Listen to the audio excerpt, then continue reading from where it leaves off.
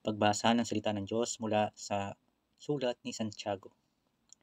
Bati ni Santiago na lingkod ng Diyos at ng Panginoong Jesucristo sa 12 tribo na nakakalat sa iba't ibang bansa. Ituring niyong tunay na kaligayahan, mga kapatid, tuwing magdaranas kayo ng iba't ibang pagsubok. Alam nga niyo na sa pagsubok sa inyong pananampalataya, kayo magiging matatag. At kailangang maging ganap ang katatagan at ang inyong pananampalataya upang kayo maging ganap at perpekto at walang pagkukulang sa anuman.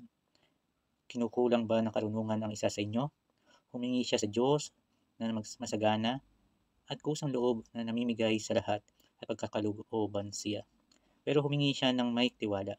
Huwag siyang mag-aalinlangan at matulad sa alon sa dagat na tinatangay at pinapadpad ng hangin. Huwag isiping ito'y taong hati ang puso na laging nag-uurong sulong sa kanyang ginagawa. Magmapuri nawa ang abang kapatid kung pataasin siya at ang mayaman naman kung ibababa pagkat ililipas siyang gaya ng bulaklak ng damo. Pagsikat at pag-init ng araw, natutuyo ang damo, nalalagas ang bulaklak at nawawala ang ganda nito. Gayon din, malalanta ang mayamang may mahalagang pangkabuhayan. Mga kapunda, ang salita ng Diyos. Salamat sa Diyos. Isang mapagpalang araw po sa ating lahat, mga kapunda. Ngayon po ay Lunes, sa ika-6 na linggo ng karaniwang panahon.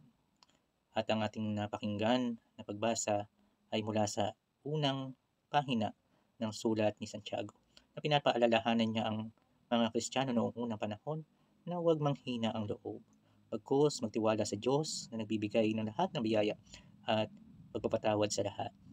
Ang Diyos mismo ang ating provider sa lahat ng ating kailangan.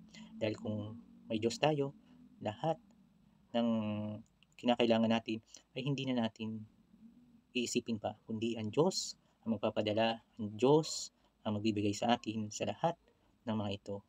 Anong tanging gagawin? Sabi sa pagbasa, magtiwala at manalig lamang dahil ibibigay ito ng Diyos.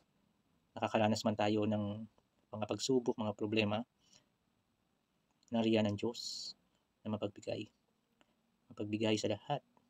Tayo man ay makasalanan, tayo man ay banal, tayo ay binibigyan niya ng mga biyaya sa araw-araw. Sabi nga, magtiwala lang. Amen.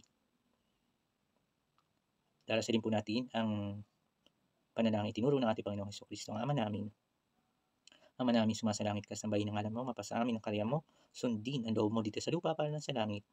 Bigyan mo kami ng aming kakanin sa araw-araw, patawarin mo kami sa aming mga sala para ng papatawad namin sa nagkakasala sa amin, at huwag mo kaming ipahintulot sa tukso at idyan mo kami sa lahat ng masama. Amen. At pagpalain tayo ng mapangyarihan Diyos, Ama, Anak, ng Espiritu Santo. Amen. Ingat po at God bless po.